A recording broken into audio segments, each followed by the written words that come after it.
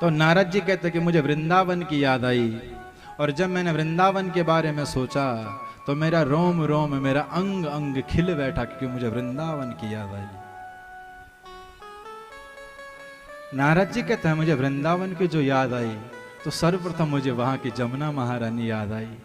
ठाकुर जी गैया चराते थे उस वृंदावन में, वो रज से खेले थे, कण कण से खेले थे, लता पता उनसे खेले थे। मैंने सोचा कितना अच्छा होगा ठाकुर जी का वो वृंदावन। और जब मैं वृंदावन में गया, आहा इतना सुंदर वृंदावन कि वृंदावन के वृक्ष को मरम न जाने को, डाले डाले और पात पात में श्री राधे राधे हो। वहां की कण कण में, हवा हवा में, लता पता में सिर्फ राधा राधा राधा नाम गूंजता है।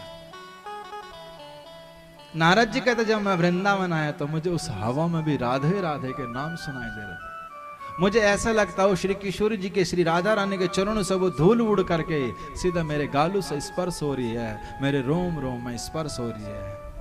लेकिन जब मैं वृंदावन में पहुंचा, मैंने ठाकुर जी की उस नगरी को जैसे ही मैंने वहां की रज को उठाकर अपने मस्तक से लगाया, नारद जी कहता मेरी तो फिर सोच विचार ही बदल गए। नारद जी कहता मैं वृंदावन में गया, मैंने निर्णय ले लेता वृंदावन में ही रहूंगा मैं, क्योंकि ब्रिज भूमि वो है। आज आपको कितनी भी समस्या हो, कितने भी आपका मन भटक रहा हो, जहां आपने मथुरा स्टेशन से आप उतरे और आगे जाकर आपने वृंदावन वाले ऑटो वाले के मुंह से सुन लिया वृंदावन वृंदावन वृंदावन, समझो हमारी समस्या का हल हो गया। उस नगरी का इतना प्रभाव है कि जहां आपके कान में वृंदावन वृंदावन ना, तो फिर घर बार फिर याद नहीं आता। फिर यही होता ऑटो वाले भैया कितने पैसे लोगे, घर पे ही छोड़ दोगे, गुरुजी के आश्रम में छोड़ दोगे, बिहारी जी तक जाओगे ना पक्का, फिर घर बार साइड हो जाता है। और जब तक वृंदावन में रहोगे, ये हमारी गारंटी है, घर की याद नहीं आती। कुछ कुछ तो ऐसे भी हैं कि फोन फान सब साइड कर देते हैं, कहते जिंदगी भर तो घर वाले झेले, ठाकुर जी 2 दिन तेरे होकर रह लेंगे तो कौन सी बड़ी बात है, बोलना पड़ेगा और जोर से। तो वृंदावन में जाने के बाद वो रंग ऐसे चढ़ जाता है, फिर वहां जाकर आदमी स्वयं को नींद न तो संभाल पाता और न खो पाता। फिर कहते जब वृंदावन का रोग लगता है ना, तो फिर न दवा काम करती है और न दुआ काम करती है, ऐसा रोग है। अब बताओ ऐसा भी कोई रोग होता है? लेकिन वृंदावन का रोग ऐसा, अगर एक बार आप चले जाओ और वृंदावन में आप बिहारी जी को निहार लो, पक्की गारंटी कि अगली बार फिर जाओगे। आप ना भी जा पाओ ना, वो तब भी आपको बुला लेगा। आज भी वृंदावन के चारों तरफ से श्री जमुना महारानी, श्याम सुंदर जमुना मैया कल्लोल कल कल कल्लोल करती हुई बह रही है। ब्रिजवासी आज भी नित्य प्रातः उठ करके जमुना जी में स्नान करते हैं। आज भी आप सुबह सुबह जब उठोगे प्रातः काल ना, और परिक्रमा मार्ग पे जाओगे,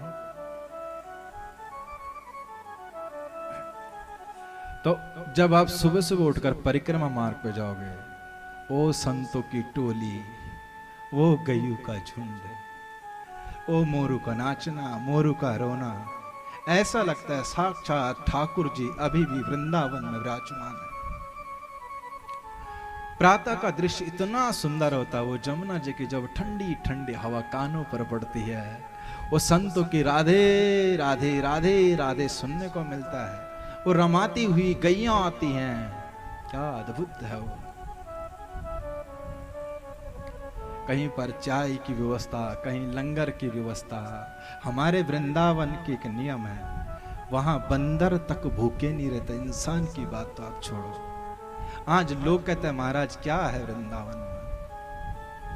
एक बार जाके देख, कृष्ण को दिल में बसा करके देख, तुझे पता चल जाएगा क्या है वृंदावन में। लोग उन्हें सब कुछ छोड़ दिया। जो बड़े बड़े अरबपति थे ना, करोड़पति थे, वो आज वृंदावन में एक अचला नीचे और एक अचला ऊपर लेकर के ढूल रहे हैं। भैया क्या बात है, ऐसा बैराग कैसा है गो तू ही? वो कहता कुछ नहीं, बस दिल चुरा लिया। सांवरिया।